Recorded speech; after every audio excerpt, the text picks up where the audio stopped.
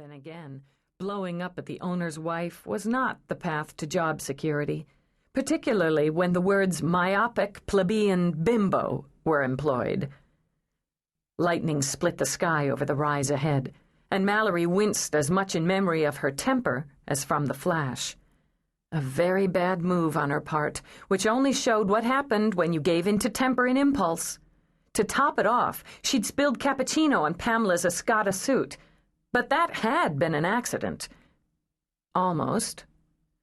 However fond James was of her, Malory knew her livelihood was hanging by a very slim thread, and when the thread broke, she would be sunk. Art galleries weren't a dime a dozen in a pretty, picturesque town like Pleasant Valley. She would either have to find another area of work as a stopgap or relocate. Neither option put a smile on her face. She loved Pleasant Valley, loved being surrounded by the mountains of western Pennsylvania.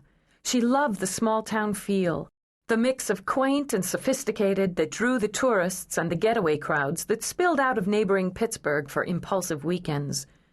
Even when she was a child growing up in the suburbs of Pittsburgh, Pleasant Valley was exactly the sort of place she'd imagined living in. She craved the hills, with their shadows and textures, and the tidy streets of a valley town, the simplicity of the pace, the friendliness of neighbors.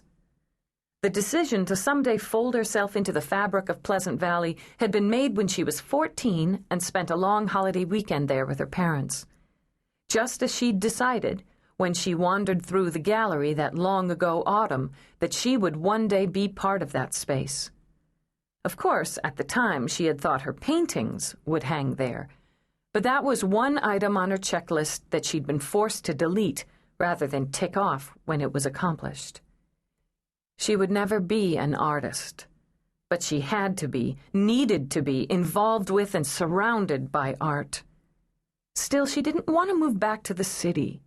She wanted to keep her gorgeous, roomy apartment 2 blocks from the gallery, with its views of the Appalachians, its creaky old floors, and its walls that she'd covered with carefully selected artwork. But the hope of that was looking as dim as the stormy sky. So she hadn't been smart with her money, Malory admitted with a windy sigh. She didn't see the point of letting it lie in some bank when it could be turned into something lovely to look at or to wear. Until it was used, money was just paper.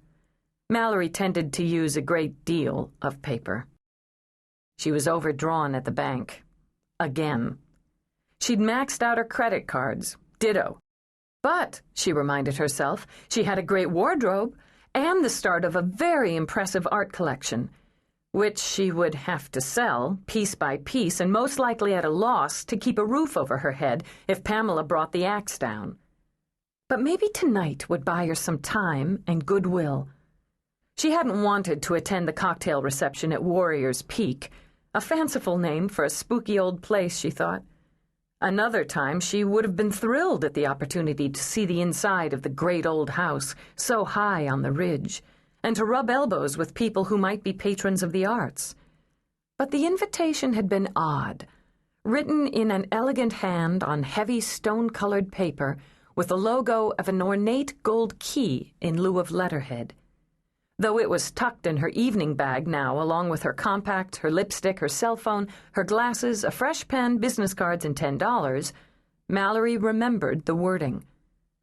The pleasure of your company is desired for cocktails and conversation, 8 p.m., September 4th, Warrior's Peak. You are the key. The lock awaits. Now, how weird was that? Malory asked herself, and gritted her teeth as the car shimmied in a sudden gust of wind. The way her luck was going, it was probably a scam for a pyramid scheme. The house had been empty for years. She knew it had been purchased recently, but the details were sparse. An outfit called Triad, she recalled. She assumed it was some sort of corporation looking to turn the place into a hotel or a mini-resort, which didn't explain why they'd invited the manager of the gallery, but not the owner and his interfering wife. Pamela had been pretty peeved about the slight, so that was something. Still, Malory would have passed on the evening. She didn't have a date, just another aspect of her life.